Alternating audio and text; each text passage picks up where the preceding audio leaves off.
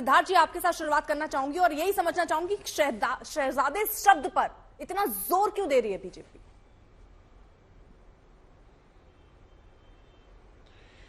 देखिए, शहजादा शब्द राहुल गांधी का एकमात्र ऐसा शब्द है जो पूरे देश की जनता उनको बुलाती है, ये हम नहीं बुलाते। और क्यों ना बुलाएं? अगर कोई आज ऐसा प्रोडक्ट है अपराजिता जी जो नहीं देश में लॉन्च हो पा रहा, मतलब आज तो वो दौर चल रहा है जब चंद्रयान 3 भी साउथ पोल पे पहुंच गया।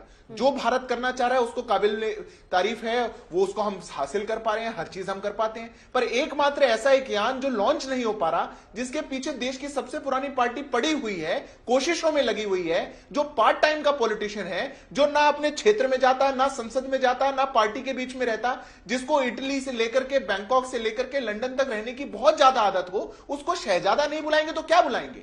उस व्यक्ति को क्या बुलाएंगे जो भारत के बाहर चला जाता है, लंदन में बैठ के भारत के बारे में कुछ कहता है, यूएस में बैठ के भारत के बारे में कुछ कहता है, कैम्ब्रिज में बैठ के भारत के बारे में कुछ कहता है, कभी कहता है लोकतंत्र खतरे में आ गया है, कभी कहता है भारत तो राष्ट्र ही नहीं है, कभी वो कहते हैं असहिष्णुता बढ़ चुकी है, इंटॉलरेंस बढ़ चुकी है। जो व्यक्ति ऐसी बातें करे, जो उस घमंड में चकनाचूर हो कि मैं भारत के बारे में कुछ भी बोल दूं, मैं अपनी पार्टी के बारे में कुछ भी बोल दूं, मैं किसी के बारे में भी कुछ भी बोल सकता हूं और कोई मुझ पर सवाल नहीं उठाएगा, उसको शहजादा नहीं कहा जाएगा तो क्या कहा जाएगा? उस व्यक्ति को क्या कहा जाएगा अर्पिता जी, जो अपनी पार्टी के पहले तो बीजेपी मानती थी कि कांग्रेस तो है ही नहीं सामने, कांग्रेस में वो दम ही नहीं है, यानी शहजादा जिसको आप लोग राहुल गांधी के तौर पर संबोधित कर रहे हैं उनमें वो दम देख रहे हैं क्या? क्योंकि अब इन शब्दों का इस्तेमाल हर चुनावी रैली में हो रहा है। 3 मई को देख लीजिए पश्चिम बंगाल में कहा जा रहा है शहजादे इस बार वायनाड से चुनाव हारने वाले हैं, दरभंगा बिहार में आप कह रहे हैं कि जैसे एक शहजादा दिल्ली में है वैसे पटना में भी एक शहजादा है, आनंद में कह रहे हैं शहजादे को प्रधानमंत्री बनाने के लिए पाकिस्तान उतावला, यानी चुनाव में देखिए पाकिस्तान भी ले आए आप। फिर आप 2 मई आनंद की गुजरात में जो रैली होती है उसमें कहते हैं शहजादे हिम्मत है तो आ जाओ, संविधान के लिए जीना मरना सीखना है तो मोदी के पास आ जाओ। क्या ये मुद्दा अब शिफ्ट कर रहे हैं आप? जो तमाम मुद्दे हैं उनसे अब सर केंद्र में शहजादा मुद्दा नजर आ रहा है? देखिए अर्पिता जी, इस बात से कोई मतलब हमें कोई डिनायल नहीं है और कांग्रेस पार्टी को होगा तो कांग्रेस पार्टी बता सकती है। हम चुनाव में लड़ रहे हैं, कांग्रेस पार्टी एक विपक्षी पार्टी है, कांग्रेस पार्टी के शीर्ष नेता जिसके पीछे सारे लोग लगे हुए हैं, उन पर भी अगर वार पलटवार नहीं होगा तो किसको होगा? फिर किसको जाकर बोलेंगे? या तो कांग्रेस पार्टी कह दे कि हम राहुल गांधी को अपना नेता नहीं मानते, पर कैसे कह देंगे? लास्ट के 6 घंटे में भी रायबरेली अमेठी में से लल्ला हमारे कहां जाकर के लड़ेंगे, ये ऑप्शन भी उन्हीं को दिया जाता है। 2-2 सीट से जाकर के लड़ेंगे, पहले वायनाड को परिवार बता रहे थे, अब रायबरेली को बता रहे हैं, तो उनके खिलाफ तो कहा जाएगा। और खिलाफ किस लिए कहा जा रहा है? जो व्यक्ति अर्पिता जी अपनी इस प्रिविलेज को मानते हुए देश को बरगलाने का काम करे, हर भाषण में झूठ बोलने का काम करे और सोच ले कि मैं झूठ बोल करके यहां से निकल जाऊंगा, उसको देश की जनता का सामना करना पड़ेगा। जिस व्यक्ति भले कांग्रेस पार्टी कर रही हो ना कर रही हो, सीधे राहुल गांधी को फ्रंट पे ना रख रही हो, इंडिया गठबंधन है उनका, लेकिन बीजेपी इसको सीधे तौर पर मोदी वर्सेस राहुल रख रही है। मैं तो अर्पिता जी पूछता हूं कि कांग्रेस पार्टी के जो प्रवक्ता हैं आप उनसे पूछ लीजिएगा, वो राहुल जी को नेता मानते हैं कि नहीं मानते? अरे हम तो कह रहे हैं ये शाही परिवार, अरे नहीं आप मानते हैं कि नहीं? कैसे ना आप अपनी टक्कर किससे मानते हैं? बीजेपी टक्कर किससे मानती है सर? देखिए अर्पिता जी, सच आपको बोला जाए तो इस देश की जनता जितना अपार समर्थन भारतीय जनता पार्टी को दे रही है और जो बदलाव का दौर उन्होंने देखा है और जैसा दौर वो देश के लिए आगे चाहती है, जो 2047 पे पूरा देश नजर गड़ाए रखा है, टक्कर तो नहीं है। पर हां इतना जरूर है कि अब राहुल बाबा जा जाके हमारे लल्ला महाराज जा जाके कुछ कुछ बात कहेंगे या देश भर में रैली करेंगे, भ्रमित करने का काम करेंगे, तो उनको जवाब तो जरूर दिया जाएगा। बिना तो जवाब हर रैली में शहजादे का जवाब, हर रैली में शहजादा क्यों लेकर आ रहे हैं? बेरोजगारी, महंगाई, आपके कार्य, इन सबको उतने प्रबलता से क्यों नहीं गिनाया जा रहा है? और ये जो गेयर बदला के आया है 2 चुनावों के बाद, 7 मई को देखिए 93 सीटों पर चुनाव होना है, लेकिन जो गेयर बदला के आया है चुनाव से ठीक पहले, मतदान से अगले, क्यों? अर्पिता जी देखिए एक समस्या है, 10 सेकंड दीजिएगा आप।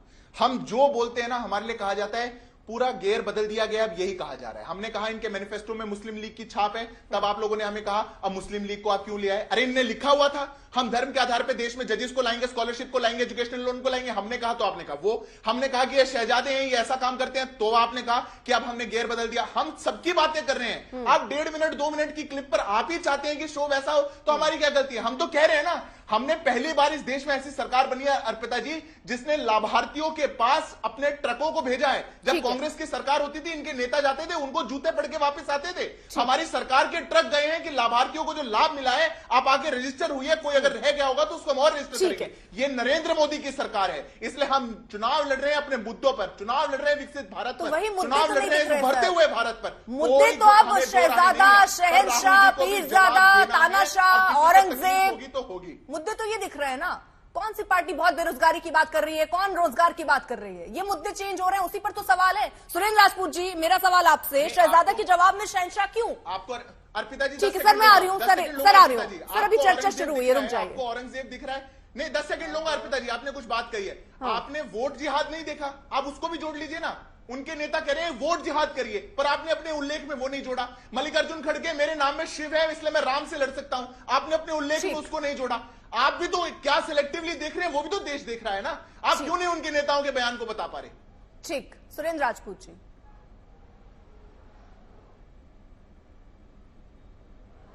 दो तीन चीजें हैं अर्पिता जी। पहले तो आपको और आपके दर्शकों को प्रणाम है, बहुत दिनों बाद आप मिली हैं। दो तीन चीजें हैं। हम तो कभी किसी को हमने शहंशाह तभी कहा जब हमें शहजादा कहा गया, और हम सिद्धार्थ भाई के जरिए नरेंद्र मोदी जी के पास एक संदेश पहुंचाना चाहते हैं कि हाँ, हमारे शहजादे हैं।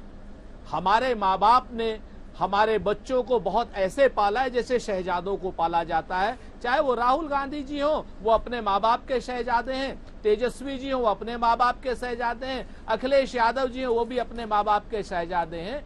ये कौन से शहजादे, मोदी जी या शाह जी अगर नहीं है किसी के शहजादे, तो ये उनका दुर्भाग्य है। उनको अपने माँ बाप से पूछना चाहिए कि हमें भाई इस तरीके से क्यों पाला कि हमें कहना पड़े कि हम तो भीख मांग करके अपना रोटी चलाते थे, हमने तो भीख मांग कर पढ़ाई की पॉलिटिकल एंटायर साइंस से। तो इनको अपने माँ बाप से शिकायत होनी चाहिए, नंबर 1।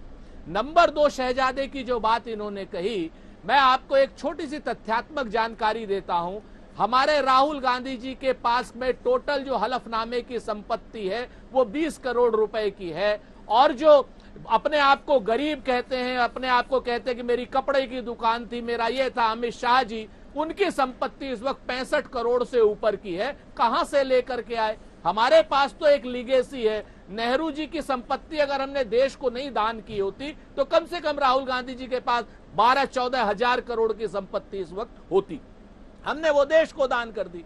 लेकिन ये जितने भी शहजादे और शाहजादे हैं, शाहजादे आज की डेट में बीसीसीआई को किस तरीके से चला रहे हैं वो भी आपके सामने है। तो शहजादे की बात अगर ये करेंगे तो बहुत कुछ सुनना पड़ेगा। हमने तो सिर्फ शहंशाह कहा, और शहंशाह एक बड़ा अच्छा शब्द है। वही शहंशाह होता है जो अपने आप को 20,000 करोड़ के मकान में रखता है, 8,000 करोड़ के जहाज में घूमता है, 2 लाख से लेकर के 20 लाख रुपए तक के रोज सूट पहनता है, 1.5 लाख रुपए का क्या नाम ये पेन लगाता है, और वो जो चश्मा है उनका कार्टियर का वो 1.5 करोड़ का होता है। ये इन परिवारों को, तो इनको शहंशाह नहीं कहा जाएगा तो किसको कहा जाएगा? 4000 किलोमीटर चलने वाले तपस्वी को तो शहंशाह नहीं कह सकते, जो लगातार जनता के बीच में जा रहा हो।